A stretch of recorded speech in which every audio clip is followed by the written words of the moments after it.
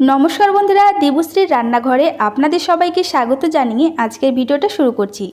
आज के आमी आपनादेर साथे तेलापिया माछेर दुर्दान्त एकटा रेसिपि शेयर करब। तार जोन्नो एखाने आमी माछगुलोके भालो करे धुए परिष्कार करे नियेछि। एरपर एखाने आमरा हलुद गुঁড়ো दिए দিব 1 चामच और परिमाण मतो लवण दिए आमादेरके माछगुलोके भालो करे माखिए निते होबे। आजकेर এই রেসিপিটি খুবই সহজ নিয়মে আমি আপনাদেরকে বোঝানোর চেষ্টা করব। এখানে দেখতে পাচ্ছেন মাছগুলোকে সবগুলোই আমরা এইভাবে নুন আর হলুদ দিয়ে মাখিয়ে নেব। তারপর এখানে আমরা মাছগুলোকে ভালো করে ঢাকা দিয়ে রেখে দেব। ততক্ষণে এখানে আমরা মাছের জন্য মশলাটা করে নেব।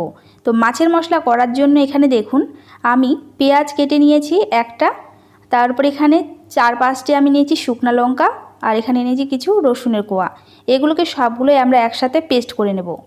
তারপর এখানে দেখুন আমি কড়াইয়ের মধ্যে তেল গরম করতে দিয়ে দিয়েছি। তেল যখন খুবই গরম হয়ে যাবে তখন আমাদেরকে এখানে মাছগুলো দিয়ে দিতে হবে। তো এক এক করে এখানে আমি সব মাছের পিসগুলো দিয়ে দিব। আর এখানে দেখুন কড়াইটা যতক্ষণ না গরম হচ্ছে আপনারা এখানে কিন্তু মাছগুলো দেবেন না। কড়াইটা যখন ভালো করে তেলটা গরম হয়ে যাবে তখনই কিন্তু মাছগুলো দিয়ে দিবেন, না হলে কিন্তু আমাদের মাছগুলো এখানে লেগে যাবে। এখানে দেখুন এক পিঠ ভালো করে ভেজে নেওয়ার পরে আমাদেরকে উল্টে পাল্টে আবারও পরের পিঠ ভালো করে মাছগুলোকে ভেজে নিতে হবে। তো এইভাবে আমরা মাছগুলোকে সবগুলো উল্টে দেব, তারপরে আমরা আরেক পিঠ ভালো করে ভেজে নেব। তো এইভাবে দেখুন মাছগুলোকে আমরা ভালো করে কড়া করে ভেজে নেব। দেখবেন যে এরকম মাছের কালারটা চলে আসছে, তাহলে বুঝতে পারবেন কিন্তু মাছগুলো আমাদের ভাজা হয়ে গেছে। এই পর্যায়ে আমি মাছগুলোকে তুলে নিয়েছি। এবারে এখানে আমরা মাছ ভাজার তেলের মধ্যে আবারও একটু তেল অ্যাড করে দেব। তারপর এখানে আমরা বেটে রাখা রসুন আর শুকনো লঙ্কা আর পেঁয়াজের পেস্টটা এখানে দিয়ে দেব। একটু এভাবে হালকা নাড়াচাড়া করে নেওয়ার পরে এর মধ্যে আমরা গুঁড়ো মশলাগুলো দিয়ে দেব। তো প্রথমে এখানে আমি স্বাদ মতো লবণ দিয়ে দিলাম। তারপর এখানে হলুদ গুঁড়ো দিয়ে দেব আমরা 1 চামচের মতো। তারপরে দেখুন এখানে আমি জিরে গুঁড়ো দিয়ে দিলাম 1 চামচ, 1 চামচ দিয়ে দিলাম ধনে গুঁড়ো। সবগুলো উপকরণ দেওয়ার পরে আমাদেরকে মশলাটাকে ভালো করে এভাবে মিশিয়ে নিতে হবে। এখানে আমরা অল্প জল দিয়ে দিয়ে মশলাটাকে কষিয়ে নেব। তো দেখুন এখানে আমি সামান্য একটু জল দিয়ে দিলাম। এই জলটা দিয়ে আমরা মশলাটাকে ভালো করে কষিয়ে নেব 5 থেকে 6 মিনিট। যখন আমাদের মশলাটা ভালো করে কষানো হয়ে যাবে তখন দেখবেন মশলার গা থেকে তেল ছাড়া শুরু করে দিয়েছে।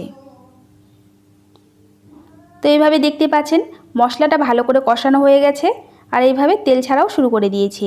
এই পর্যায়ে আমরা দিয়ে দেব গরম জল। এখানে আমরা গ্রেভিটা যেরকম রাখবো সেই হিসেবে কিন্তু জলটা অ্যাড করব। তো এরপর এখানে আমরা জলটাকে ভালো করে ফুটতে দেব। যখন দেখবেন যে এইভাবে টকবক করে ফুটছে সেই পর্যায়ে আমরা এখানে ভেজে রাখা মাছগুলো এক এক করে দিয়ে দেব।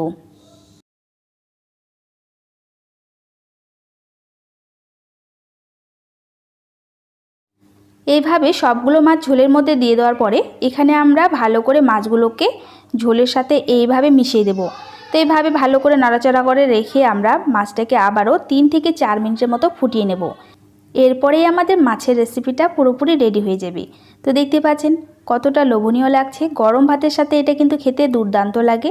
আপনারা অবশ্যই বাড়িতে ট্রাই করে দেখবেন।